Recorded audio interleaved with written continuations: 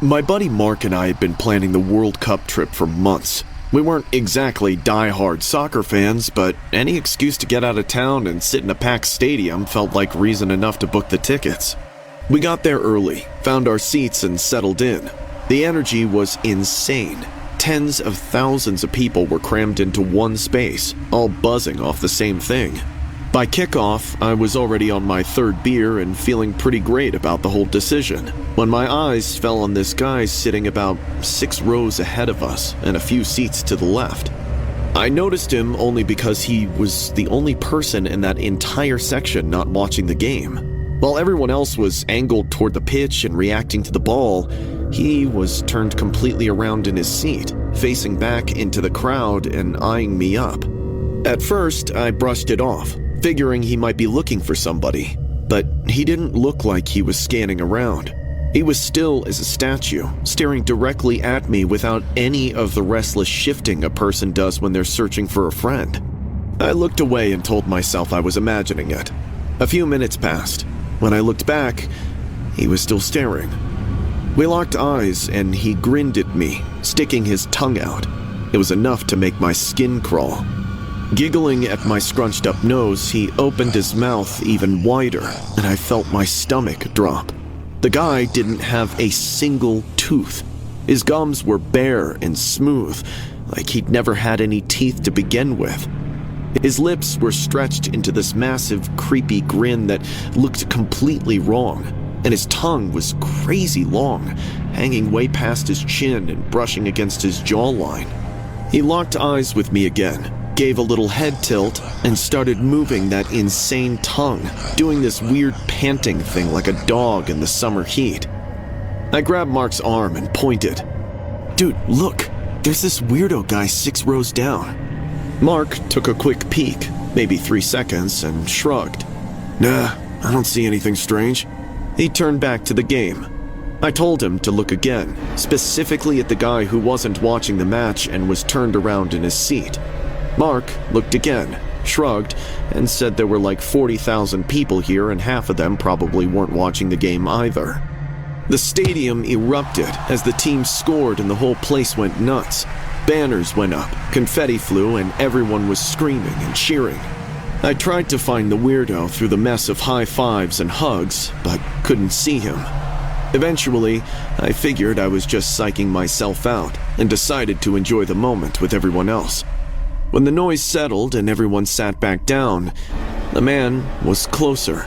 He jumped 4 rows and was sitting in a spot he definitely had not been in before. My hand tightened on my cup. As time progressed, it kept happening. Every goal scare, every eruption where the crowd pulled my attention to the pitch for 3 seconds, he moved. By halftime, he was close enough that I could see him clearly. The tongue was still out and moving. His eyes hadn't blinked once in the entire time I'd been watching him. He was surrounded by normal people eating nachos and checking their phones, and not a single one of them reacted to him. I leaned over and asked the guy sitting next to him if he knew him. He looked at me, glanced at the seat beside him, and asked if I was high or something. I was losing my mind. When the second half started, he was 3 seats over, right in my row. My heart started hammering, and I was barely breathing. I could actually hear his soft, steady panting, like someone breathing heavily in a closet. I practically clawed at Mark's arm and kept saying his name until he finally turned. "What the fuck, dude? There's this really weird guy 3 seats over." "The seats are empty. There's no one there, Jason." But he was. The man leaned forward and shot that tongue out, making it even longer than I'd seen yet. He let out this little awful giggle at me freaking out and whistled. He then proceeded to swing his tongue around like a snake. It curled up slowly, wrapping around his cheek, sliding right up towards his eye, then pulling back and doing the whole gross thing over and over. I was horrified.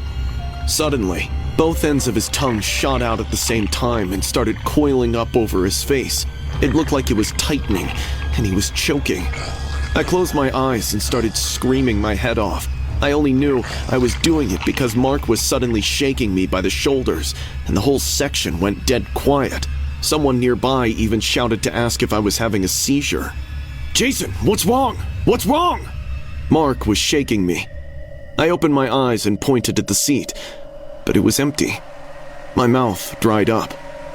We sat there for the rest of the second half, and I couldn't tell you a single thing that happened in the match.